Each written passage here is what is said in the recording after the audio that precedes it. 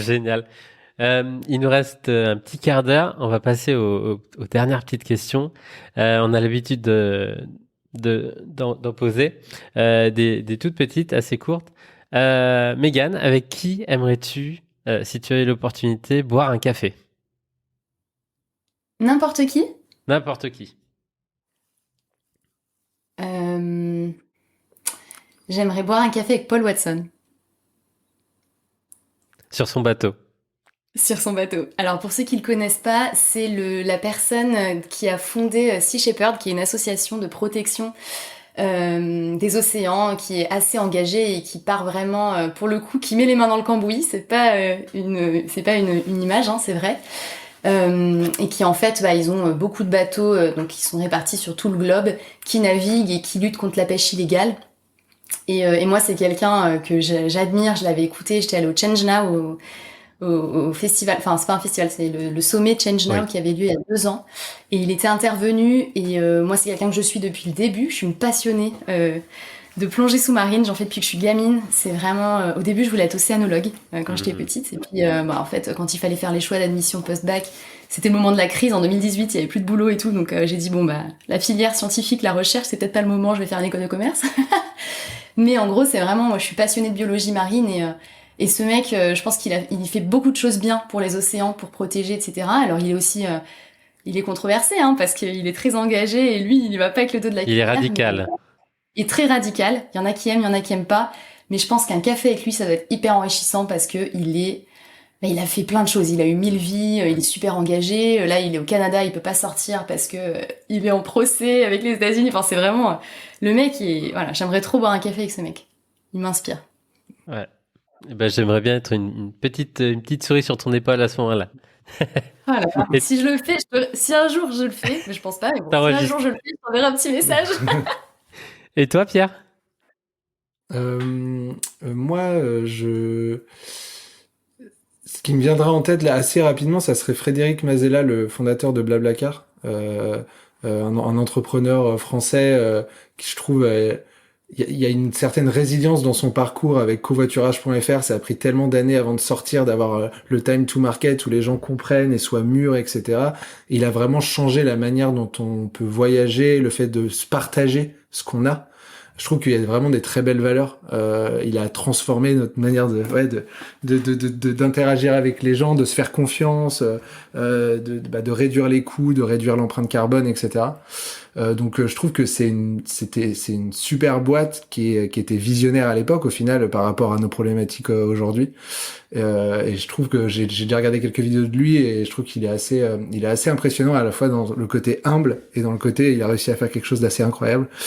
Donc je trouverais ça cool de pouvoir récupérer quelques tips et retours d'expérience. Ils ont sorti un bouquin là, tout dernièrement, il y a quelques semaines, les coulisses de la mission Blablacar, un truc comme ça. Effectivement, moi j'étais sur covoiturage.fr en 2008.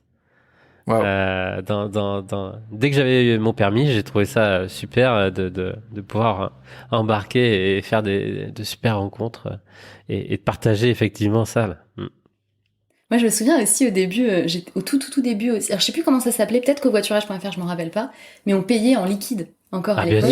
bien sûr, C'était c'était fou, quoi, ce génial. moment-là. Et on en parlait avec Pierre, c'est hier ou avant-hier qu'on en discutait. On en parlait ouais, hier, On je se crois. disait, les meilleurs voyages en covoiturage qu'on a fait, c'était au tout début, c'était trop bien, quoi. Ah ouais, Quand on n'était pas beaucoup à utiliser, c'était une niche encore, donc c'était super. C'était un peu les autostoppeurs quoi, Ouais. qui faisaient ça.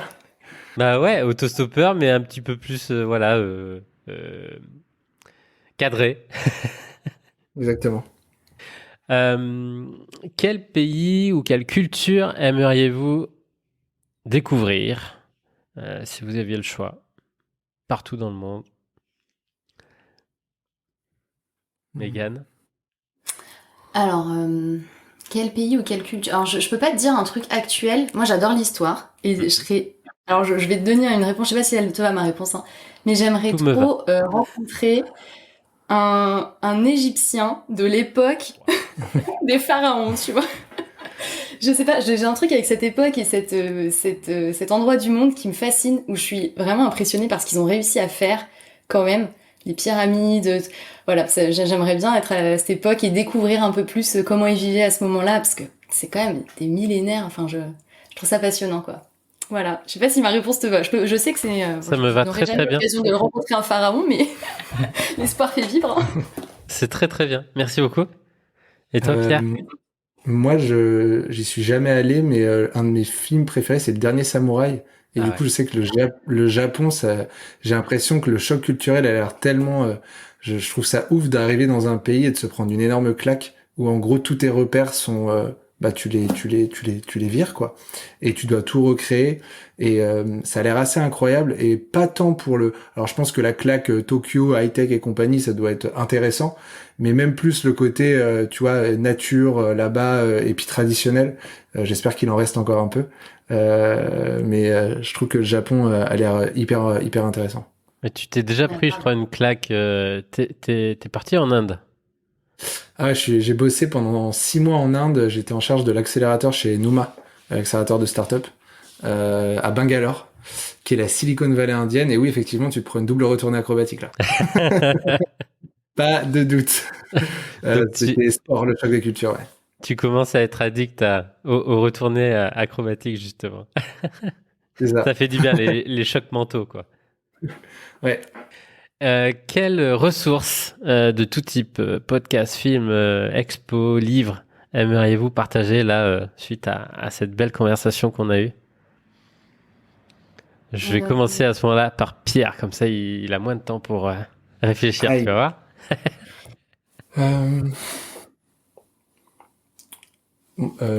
Alors, si ça devait être, si on reste un tout petit peu dans le domaine du marketing, qui est notre expertise, moi j'ai beaucoup aimé le livre Contagious de Jonah Berger, qui parle de viralité et de comment faire en sorte que les idées se répandent.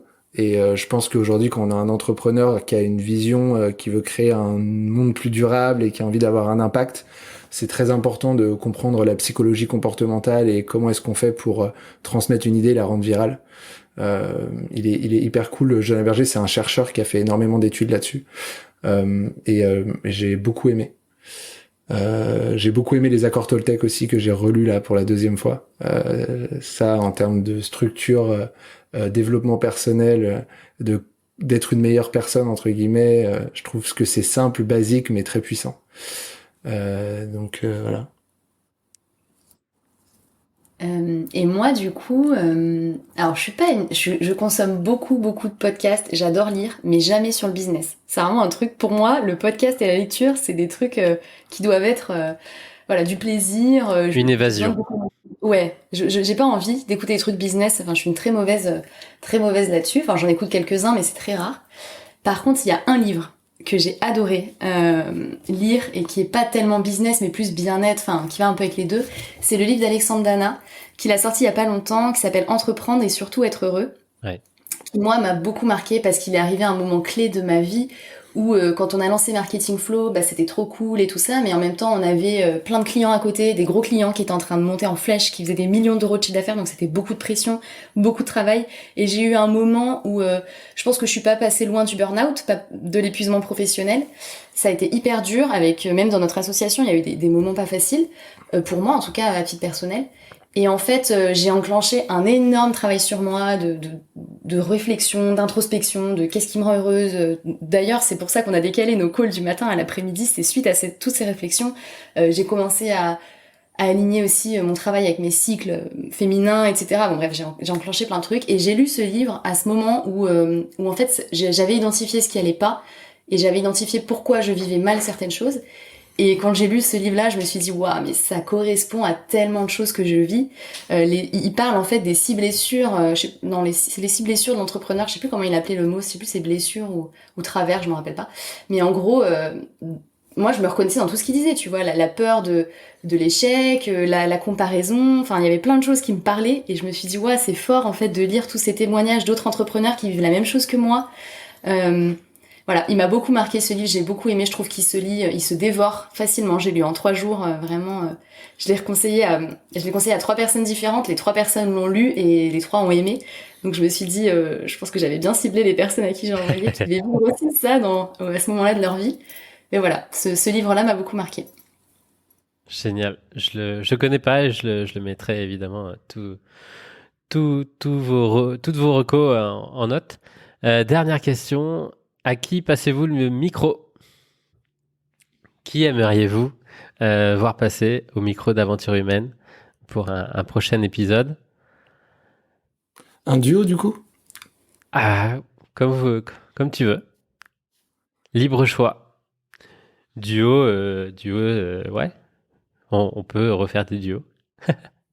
Moi, j'ai une personne. On se dit chacun, on se met Ouais. d'accord ou on peut dire chacun un truc? Non, non, vas-y, Vas-y, Ou- vas-y. vas-y, Ouais, j'y Mégane. vais. Alors moi, j'aurais bien aimé un podcast avec Jean-Baptiste de Touris, qui est un membre de la communauté Marketing Flow, qui a créé Vista Ballon, parce que lui, en termes d'engagement dans son entreprise, il est très très bon. Il va au bout de ce qu'il pense, il va au bout de ses actions. Enfin, je trouve que c'est quelqu'un qui est hyper actif sur LinkedIn. Et moi personnellement, j'aime beaucoup toute sa démarche. Enfin, en tout cas, il en parle beaucoup, donc je le vois beaucoup plus sous mes yeux aussi. Mhm. Et voilà, je pense que ça pourrait être super intéressant. Je pense qu'il y a plein de choses à dire sur ce qu'il fait, sur sa manière de travailler, le fait que il forme des personnes en réinsertion à la couture de ballons de football. C'est hyper engagé, tu vois. Il se dit, je vais chercher ces gens-là qui sont difficiles à trouver, qui se pointent pas forcément aux entretiens, qui viennent pas forcément le premier jour de boulot, mais j'ai vraiment envie de leur donner une chance, j'ai vraiment envie de les aider à sortir aussi du milieu dans lequel ils sont, et je trouve ça super inspirant. Enfin, je trouve que c'est une très belle personne, en plus on la connaît un peu personnellement, et du coup, enfin, on Génial. le Moi, connaît. j'ai fait plusieurs calls avec lui, dans le cadre de Marketing Flow. On a fait quelques lives avec lui et tout. J'ai fait un call avec lui, il m'a mis des frissons, hein, quand il parle. Donc, ouais, c'est puissant. Ok, bah, génial. Je suis déjà en connexion sur LinkedIn. Je vais lui envoyer un message tout de suite. Trop bien. Je crois que toi, tu pars, Pierre, là, sur en road trip à travers l'Écosse, là, c'est ça? Exactement. Je prends le train à 17h ce soir pour arriver à Lille Ok. ce soir, et demain de Lille on va en train jusqu'à Édimbourg, et après c'est parti, on lève le pouce, la première voiture qui nous prend, c'est avec un très bon ami qui s'appelle Cyril, qui est aussi membre de Marketing Flow, et tout le beau monde. Euh, et euh, le concept est simple, c'est on monte dans la voiture et on n'a pas de destination, et on discute avec la personne, on brise la glace. Donc ça c'est hyper puissant comme pour s'aider à apprendre à briser la glace avec les gens. C'est tu pitches quoi, tu pitches ton concept, tu pitches le truc. Et en gros on lui dit bah juste on n'a pas d'itinéraire, dites-nous où aller parce que c'est vous qui savez mieux que nous puisque vous habitez ici. Et donc en fait les gens nous déposent à des endroits cool de leur pays, et en fait on avance petit à petit de personne en personne. Et si on arrive à être bon et qu'ils nous proposent de dormir chez eux, alors là on a gagné. Génial. Et toi, Mégane, un petit peu le programme de l'été? Mais moi, je suis déjà partie en vacances là. Ah, Je tu reviens. rentres. J'ai pris 2 semaines pour aller en Slovénie. Je fais une petite promo Slovénie parce que c'est un pays incroyable que je vous conseille de visiter. C'est un tout petit pays. Les gens sont adorables et surtout, mais c'est tellement riche. Ils ont de la mer, la montagne, les vignes, les grottes. Il y a beaucoup de sports d'eau vive, etc. C'était ouf. Donc voilà, mes programmes, je suis déjà partie quoi. J'ai déjà eu mes vacances et c'était trop cool. Et j'en avais bien besoin, donc voilà. Je suis au taquet pour septembre, tu vois, pour sortir la nouvelle version de Marketing Flow. Cliquez sur le lien tout de suite en description. À C'est ça. très très bientôt. Un grand merci pour ce bel échange et ce duo vraiment ben, qui a autant d'impact dans la promesse que dans la vraie vie. Vous êtes vraiment deux personnes formidables que j'ai très hâte de rencontrer en vrai. Merci beaucoup Gaël. Merci, c'était trop cool et nous aussi on a trop hâte de te rencontrer en vrai. À très bientôt et très belle rentrée du coup à toutes et tous. Merci beaucoup.